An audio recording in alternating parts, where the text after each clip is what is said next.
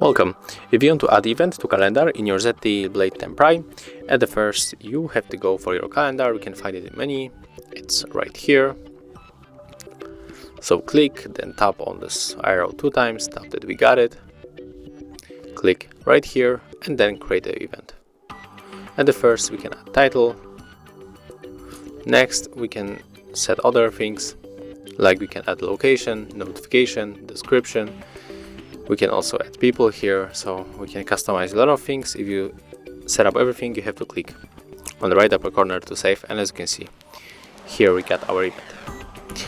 So that's how it looks. Thank you guys for watching. Leave thumbs ups, comments, and subscribe to our channel. See ya!